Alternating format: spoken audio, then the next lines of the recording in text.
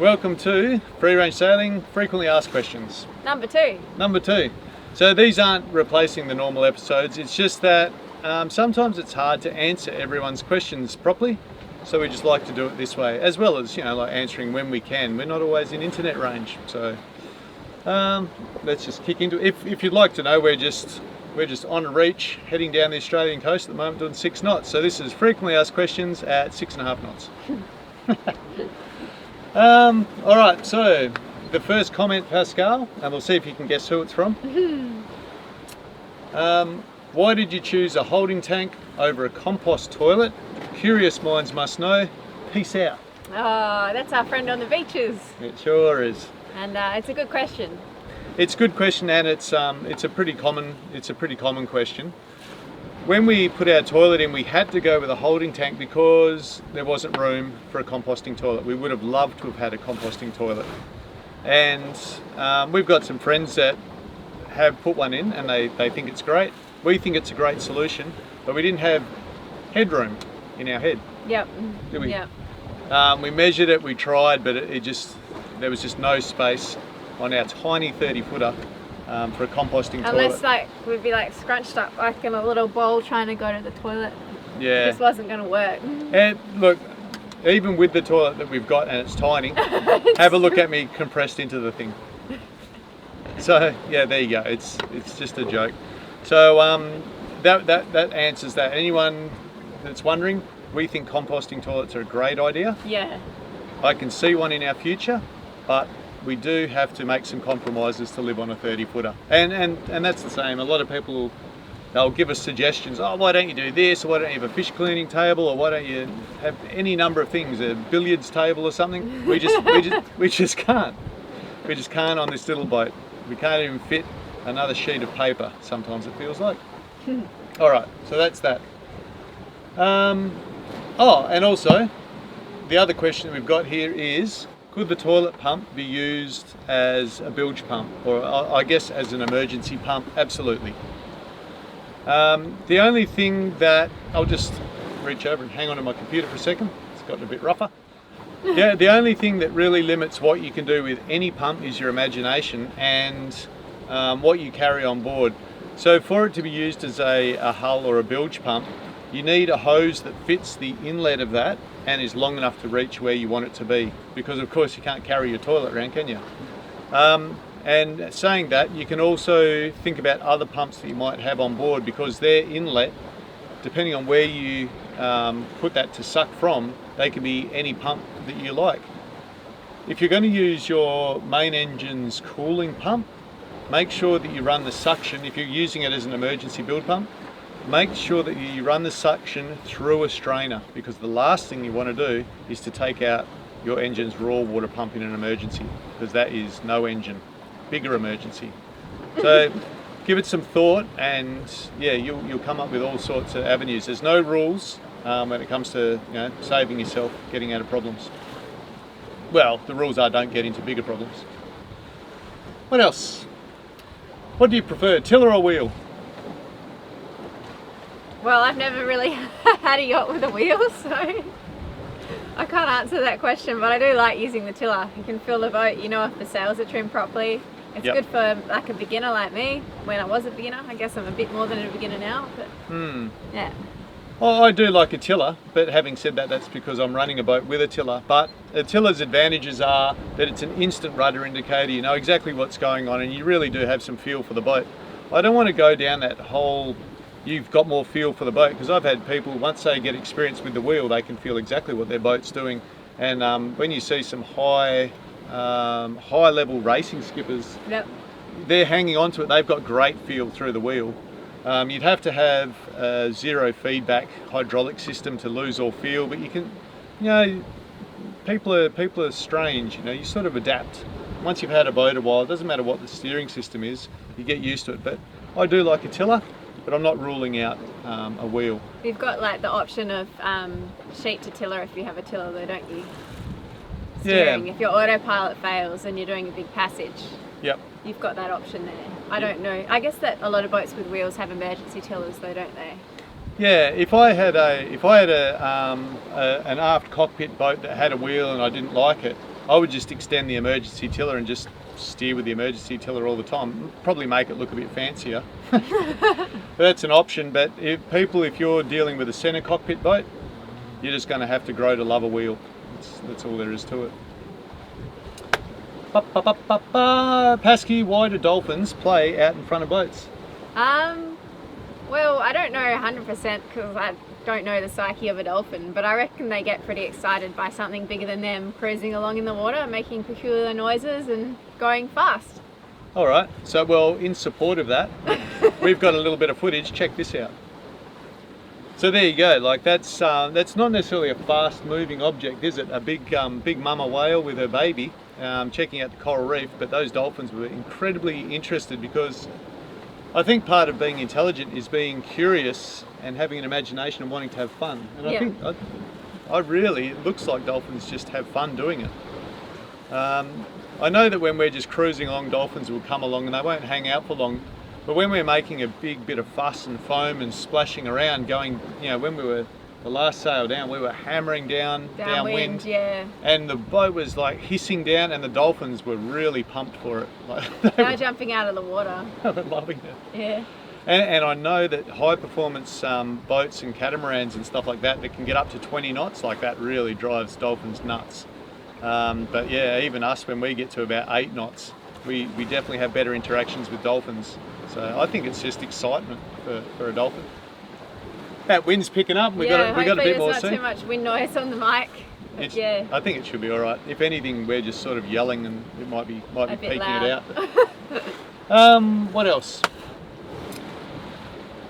So a couple of people taking us to task. Why no life jackets in the rough seas when you're on your own in the cockpit? Well, I'll put this to you. If you can see us on camera, we're not alone in the cockpit. Someone's got to be hanging on the camera. And we do run harnesses, lanyards and life jackets. Particularly at night time. At night time? Yep. So what are the rules, Pasky? When Troy's having a kip and then it's night time, I'm always got my life jacket on and I'm clipped on.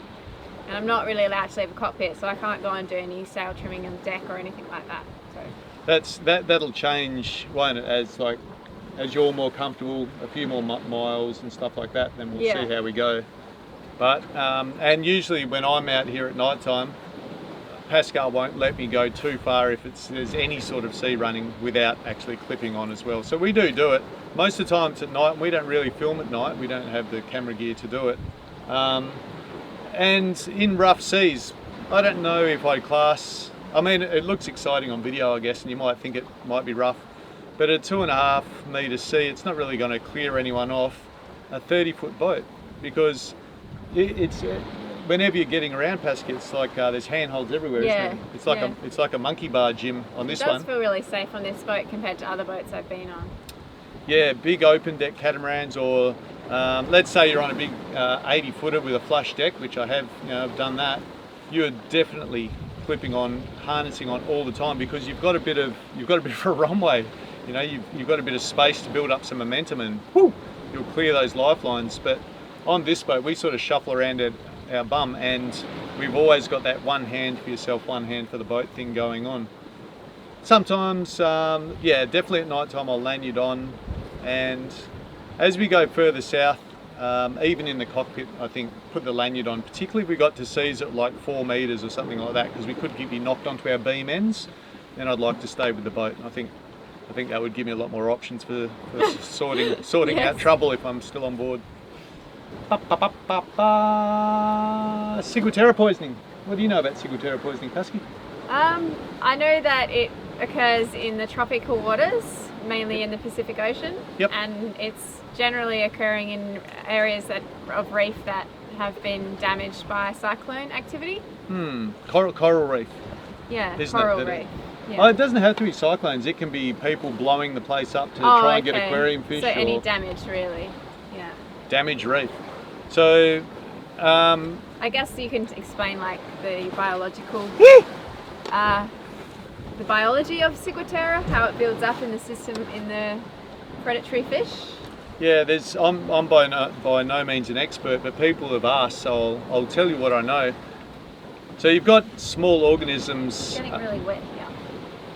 Well, you want it to sit there. Huh? Oh, sorry, we're just getting a bit of wet. A wet bum. Yeah, that's all right. The seas are building as Continue. we sail. Yeah. What are we doing now? Oh yeah, we're still doing 6.5 knots.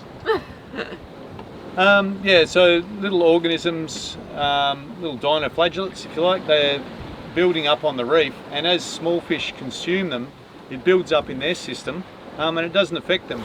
And then it sort of concentrates as it goes up the food chain to the larger fish, and those larger fish tend to be what people target and eat. And so this small organism, once it goes into the fish's body and breaks down, it leaves a poisonous residue behind. Like I said, the fish isn't affected by it.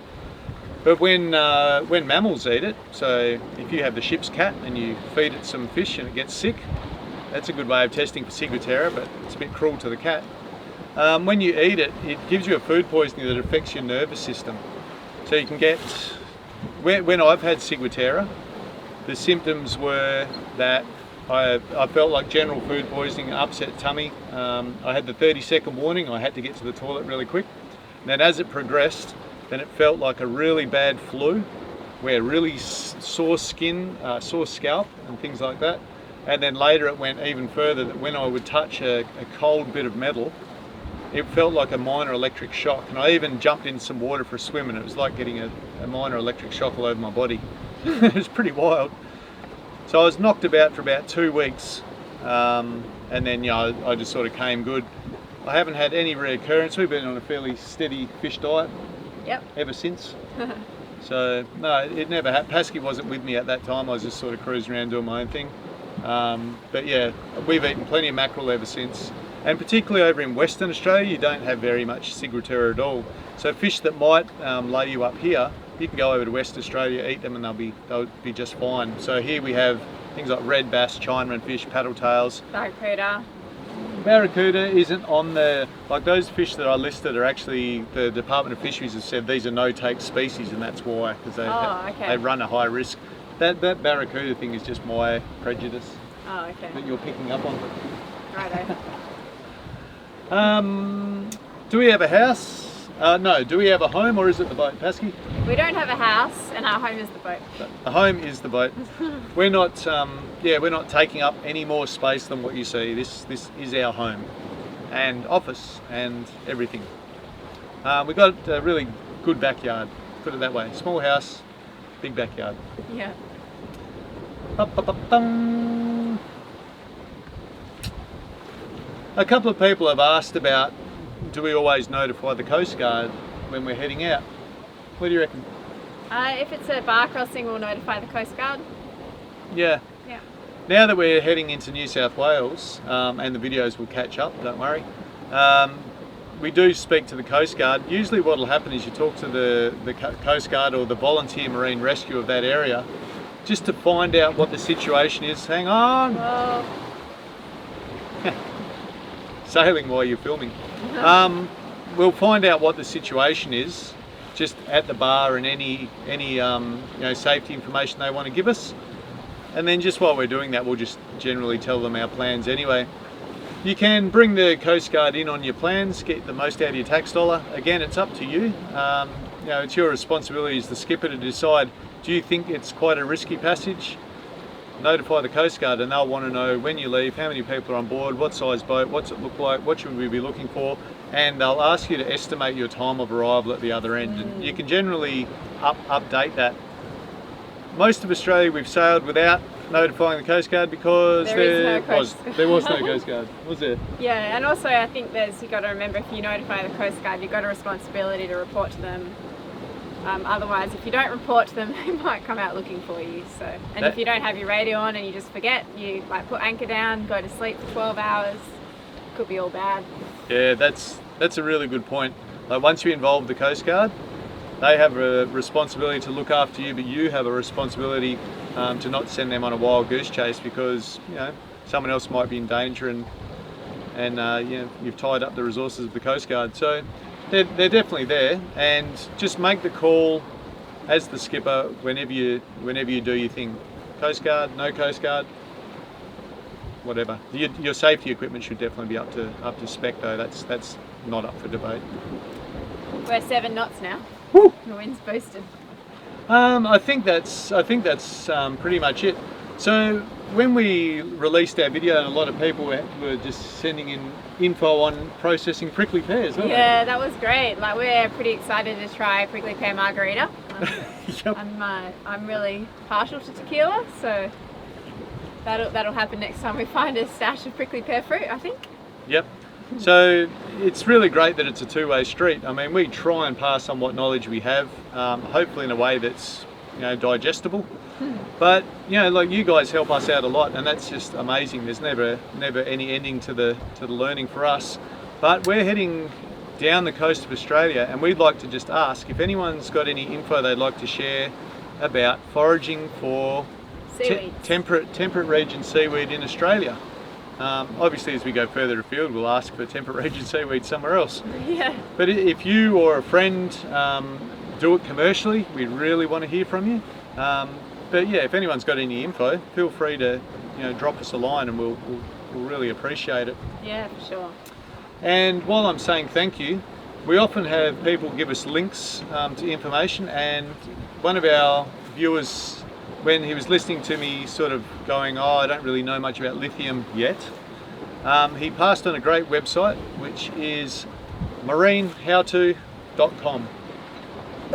So if you check that out, we're not associated with them in any way, but if you go check that out, I think you'll find that there's some really useful information. I think that guy does a really great job. I mean, he's very thorough, and I think the way he approaches things is really, really professional. So I enjoyed it, and you might as well. Do you want anything else to bring up there, Pasky? No, thanks to everyone for tuning in to this Q&A segment. Yep. Please share it with anyone that you think will find it interesting, and remember to subscribe to our channel to stay notified. And it's a really great way of supporting us. If you can't help us out, you know, through Patreon or PayPal, then subscribing is a fantastic way to support us as a channel. Subscribe, hit the notification button, and also tell your friends. All right, we're going back to sailing, so hopefully the sound is okay, and we'll catch you at the other side. See ya.